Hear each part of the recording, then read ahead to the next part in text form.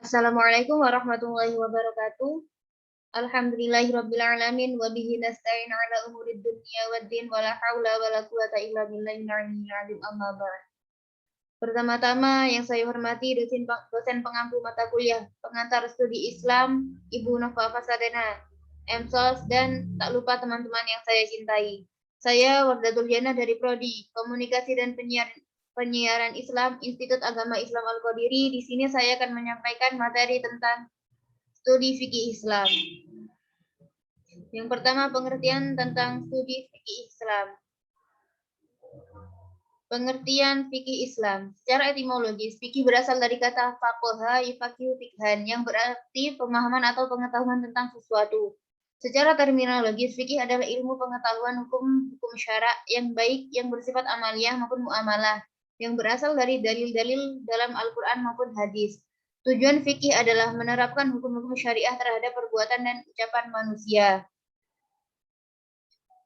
Kemudian karakteristik hukum Islam. Yang pertama, hukum Islam bersifat universal dan sistematis. Sumber utama hukum Islam yakni Al-Qur'an. Al-Qur'an bersifat global, sumber hukum Al-Qur'an tidak hanya mengatur umat Islam saja, tetapi mengatur kehidupan seluruh umat manusia di dunia.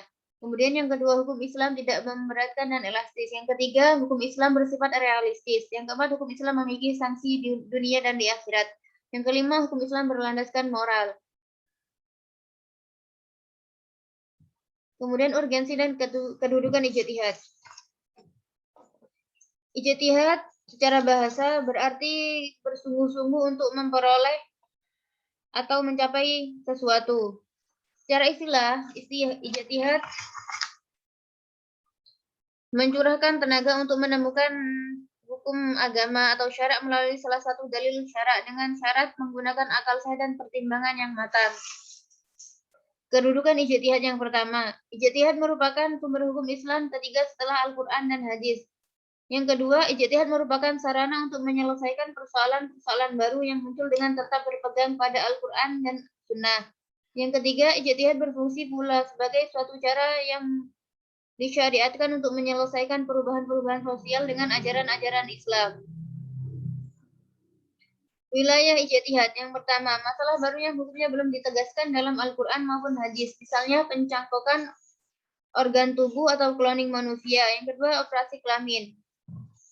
Wilayah ijtihad yang kedua yakni masalah baru yang hukumnya belum disepakati oleh para ulama, seperti aborsi, bunga bank, alat kontrasepsi. Yang ketiga, nas-nas atau dalil Al-Qur'an yang diperselisihkan. Yang keempat, hukum Islam yang kausalitas hukumnya dapat diketahui para mujtahid. Sebab-sebab yang menimbulkan ijtihad, perbedaan hasil ijtihad. Yang pertama, legitimasi kebolehan berijtihad. Karena untuk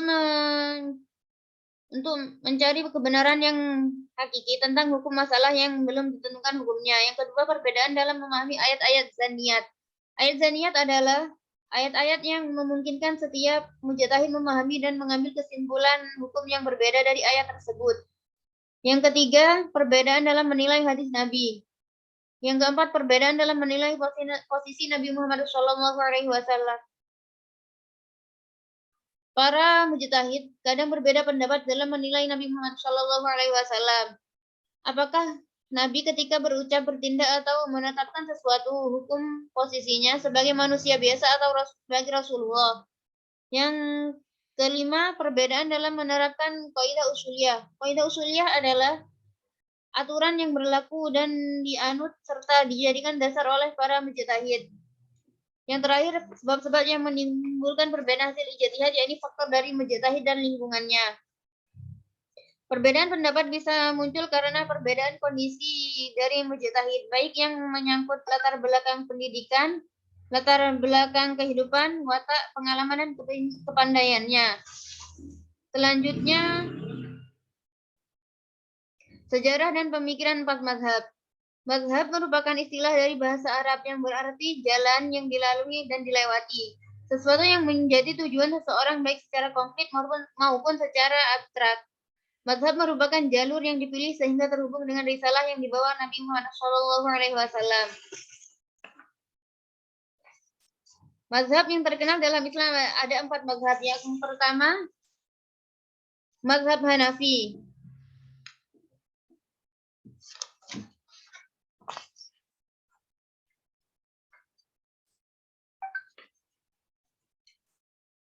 Mazhab Hanafi atau Hanafiyah didirikan oleh Nu'am bin Sabit atau yang lebih terkenal dengan nama Abu Hanifah. Ia wafat tahun 767 Masehi. Pemikiran hukumnya bercorak rasionalis, dipandang sebagai Imam Al-Mujaddidin atau Imam Al-Ra'yu, tokoh aliran rasionalis. Abu Hanifah adalah penduduk asli Kufah, Irak, keturunan Persia, Iran. Ia seorang pedagang kain. Diriwayatkan orang bahwa dia pernah berkata, pengetahuan yang menjadi milik kita adalah pendapat pikiran kita. Inilah yang terbaik yang dapat kita capai. Mereka yang memiliki pikiran yang berbeda adalah hak mereka, sebagaimana kita berhak atas pemikiran kita. Mazhab ini diperkirakan dianut oleh sekitar 45% Muslim di dunia. Kemudian yang kedua, mazhab Maliki. Mazhab Maliki atau Maliki adalah mazhab yang didirikan oleh Malik bin Anas atau yang biasa dikenal dengan nama Imam Malik. Imam Malik wafat pada tahun 797 Masehi. Sepanjang hidupnya, Imam Malik tidak pernah meninggalkan Madinah kecuali untuk keperluan ibadah haji. Pemikiran hukumnya banyak dipengaruhi sunnah yang cenderung tekstual. Imam Malik juga termasuk periwayat hadis. Karyanya yang terkenal adalah Al-Mutawatta, yaitu hadis-hadis yang bercorak fikih. Imam Malik juga dikenal sebagai seorang mufti dalam kasus-kasus yang dihadapi. Salah satu fatwanya bahwa baiat yang dipaksakan hukumnya tidak sah. Selain itu, pemikirannya juga banyak menggunakan tradisi bangsa Madinah. Kemudian yang ketiga, mazhab Syafi'i.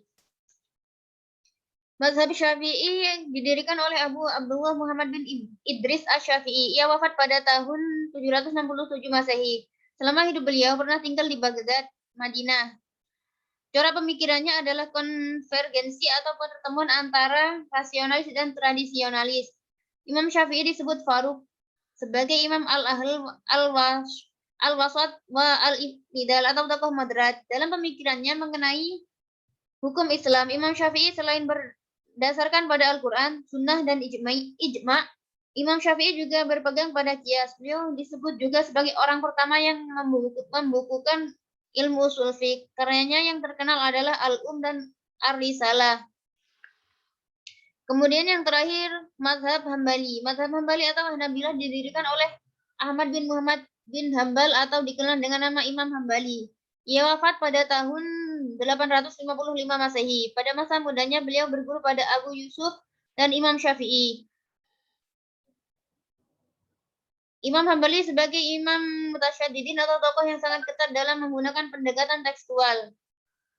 Sebagaimana orang modern menyebutnya sebagai imam kaum fundamentalis. Ia seorang muhaddisin atau ahli hadis besar. At-Tabari, guru besar ahli tafsir, bahkan menyebut Ahmad bin Hambal sebagai ahli hadis dan bukan ahli fikih. Ia sering disebut juga pemimpin kaum Salafi. Pengikutnya hanya 5% dan sekarang menjadi mazhab hukum di Arab Saudi. Demikian materi yang dapat saya sampaikan mengenai studi fikih Islam. Kurang lebihnya saya mohon maaf yang sebesar-besarnya. Wassalamualaikum warahmatullahi wabarakatuh.